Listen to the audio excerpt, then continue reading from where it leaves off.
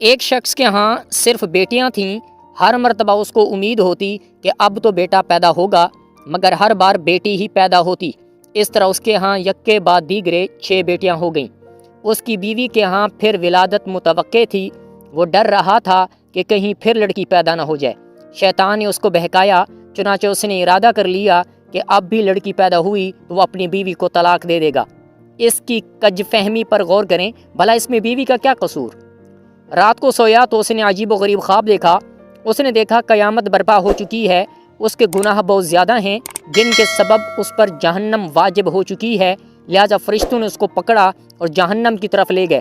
پہلے دروازے پر گئے تو دیکھا اس کی ایک بیٹی وہاں کھڑی تھی جس نے اسے جہنم میں جانے سے روک دیا۔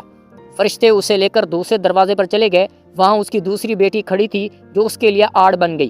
اب وہ تیسرے دروازے پر اسے لے گئے، وہاں تیسری لڑکی کھڑی تھی جو رکاوٹ بن گئی۔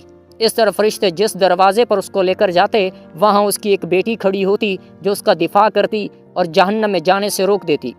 غرض یہ کہ فرشتے اسے جہنم کے 6 دروازوں پر لے گئے، مگر ہر دروازے پر اس کی کوئی نہ کوئی بیٹی رکاوٹ بنتی چلی گئی۔ اب 7واں دروازہ باقی تھا۔ فرشتے اس کو لے کر اس دروازے کی طرف چل دیے۔ اس پر گھبراہٹ طاری ہوئی کہ اس دروازے پر میرے لیے رکاوٹ کون بنے گا۔ اسے معلوم ہو گیا کہ جو نیت اس نے کی تھی غلط تھی، وہ شیطان کے بہکاوے میں آ گیا تھا۔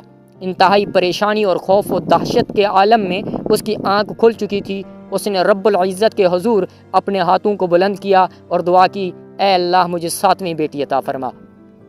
اس لیے جن لوگوں کا قضاء اور قدر پر ایمان ہے، انہیں لڑکیوں کی پیدائش پر رنجیدہ خاطر ہونے کی بجائے خوش ہونا چاہیے۔